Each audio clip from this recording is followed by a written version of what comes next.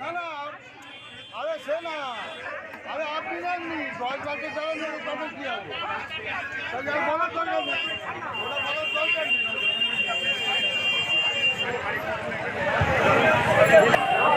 হরে কৃষ্ণ।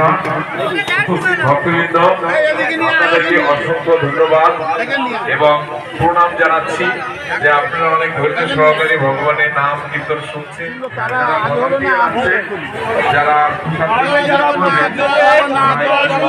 ভালো করে যাতে প্রসাদ সবাই গ্রহণ করতে পারে এইভাবে নিজের মনে করে এখানে সবাই না